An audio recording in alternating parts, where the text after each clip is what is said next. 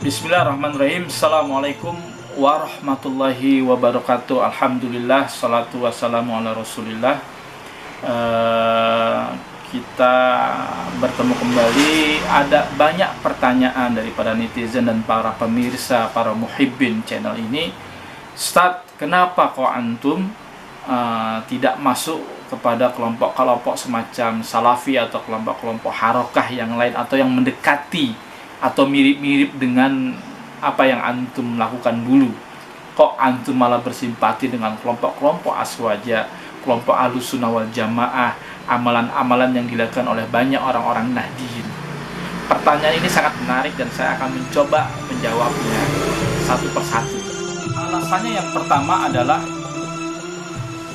kalau kita mau jujur ingin mengetaskan pemikiran-pemikiran terorisme, maka kita harus bermula dulu cara berpikir yang mendasar, yaitu bagaimana tangga untuk menuju orang bisa melakukan aksi-aksi terorisme, ya kan? Tangga terorisme itu ada 3. Seorang tidak ujuk-ujuk melakukan sebuah amaliyat, melakukan sebuah operasi jihad, melakukan sebuah tindakan-tindakan yang destruktif di wilayah-wilayah yang masih aman, kecuali dia akan mengalami 3 proses cara berpikir. Pertama, tangga itu adalah intoleransi. Yang kedua adalah radikalisme. Yang ketiga adalah terorisme. Seorang teroris, ya, orang yang berpaham tentang terorisme, itu sudah pasti dia intoleran, sudah pasti dia radikal. Tetapi seorang yang radikal maupun orang yang intoleran itu belum tentu dia menjadi seorang teroris.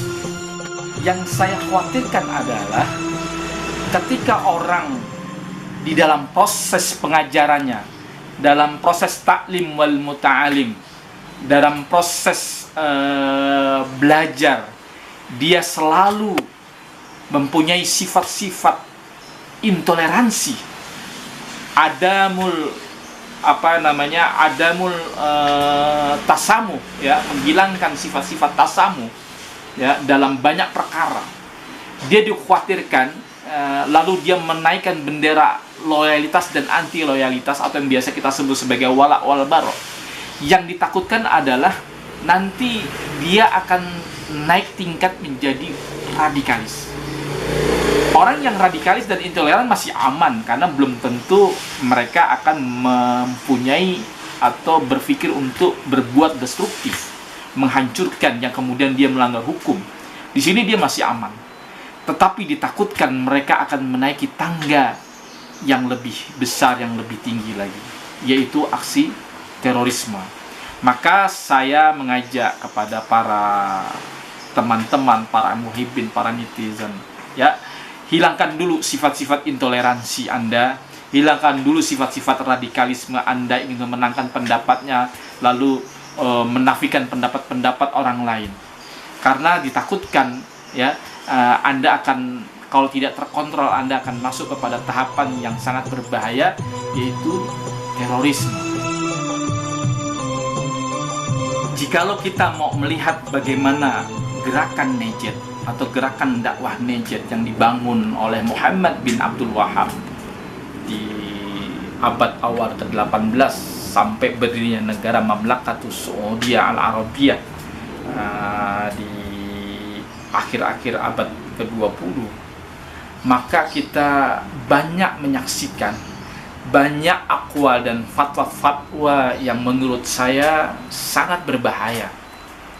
Mereka membangun akwalnya, kaul-kaul dan fatwa-fatwanya, kemudian memaksakan kehendak, menaikkan bendera wala wal bara, loyalitas dan anti loyalitas kepada mukhalifnya, orang yang berbeda pendapat dengan mereka. Lalu terjadi pemfonisan, pengkafiran dan lain sebagainya.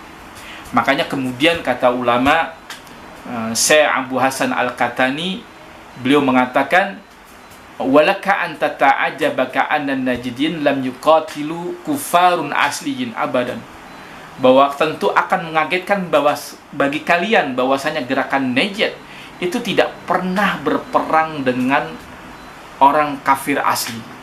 Ya, bahkan dalam banyak peperangan mereka lebih banyak vonis-vonis tersebut ditujukan kepada Turki Utsmani dan 4 mazhab yang ada di Hijaz dan di Najd. Ya, yang kemudian oleh seorang ulama mantan daripada Lajnah Daimah, yaitu Syarif Hatim Al-Auni, ya, di dalam sebuah media Al-Hayat, beliau mengatakan ingkaru alaqatun takfir ad-durar ats-tsaniyah khiyanatun lil ummah wal watan. Ya, mengingkari adanya korelasi hubungan antara pemikiran-pemikiran salafiyah, ya, yang berpotensi ada pemahaman takfir dengan kitab-kitab ad-durar ats-tsaniyah, kitab yang disusun oleh Syekh Qasim An-Najdi, ya, yang diperintahkan oleh Raja Faisal pada saat itu. Maka khiyanatun lil ummah wal watan berarti dia telah mengkhianati negara, mengkhianati umat dan negara.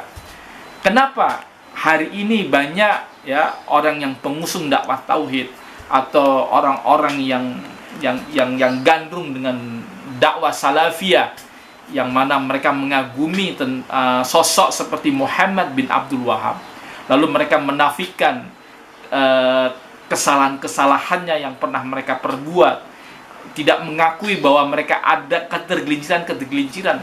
Ini menyebabkan pemikiran-pemikiran ekstrim yang berpotensi takfir itu kemudian banyak merajalela di kalangan para anak-anak muda. Inilah yang kemudian sangat berbahaya.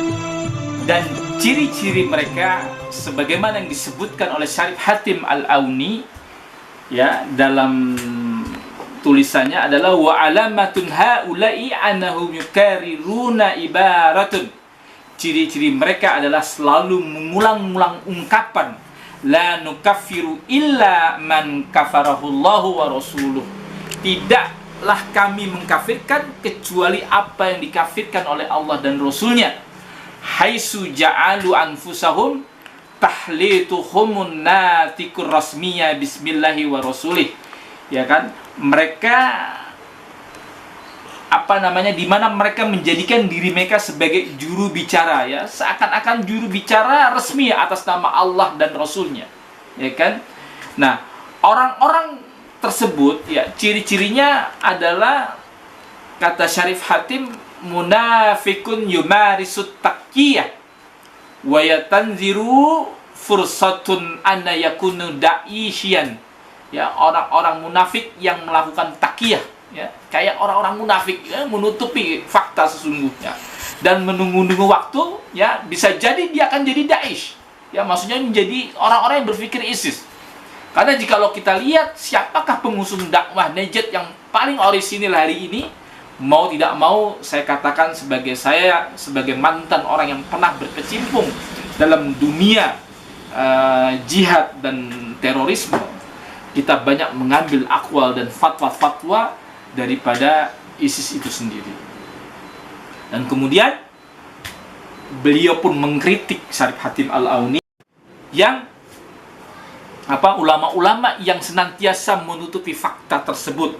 Ya, pertama kata beliau, yasnafa'u mumtafi min adabil i'tiraf bil khata', yaitu orang-orang yang bersikap muntafi, oportunis, yang tidak mengakui bi'tiraf bil khata', tidak mengakui akan kesalahan.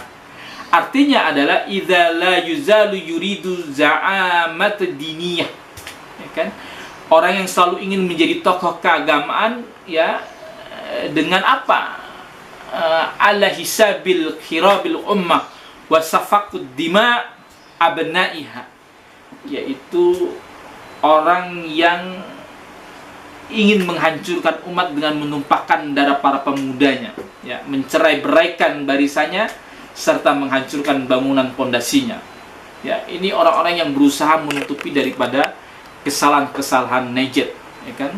Bahkan beliau memandang bahwa pengkhianatan ini adalah wa ra'yu annahu la yumarisu hadhil khiyanatul yawm illa wahidun illa min salasin. Beliau, kata Syarif Hatim, memandang bahwa pengkhianatan hari ini tidak dilakukan kecuali oleh salah satu daripada 3 oknum, katanya, yaitu munkhadi'un bidifa'il muntasibina laha au bikalamil muntafi'ina bitarikhiyah ramzi tuha al-mas'umah. Ya kan? Orang-orang yang tidak tahu tentang ad-durar asaniyah, ya. Orang-orang tersebut tertipu oleh pembelaan orang-orang yang fanatik dengannya, atau dengan perkataan orang-orang yang memanfaatkan sejarah dan keunggulan yang diklaimnya. Ya, itu yang pertama. Yang kedua, wasanian, ya, munafikun yumarut taqiyah wa yatanziru fursatun ayakuna daisyan. Yang ketiga, wa alamatun haula'i anahum yukarriruna ibaratun la nukafiru illa man kafarahu Allahu wa rasuluh haitsu ja'alu fa anfusihim wa tahlitu. Maka kemudian, kata beliau lagi, maka kemudian mendiamkan dakwah Najd bahwa dia akan tetap berada di atas kebenaran, maka paham gulu ini akan tetap ada.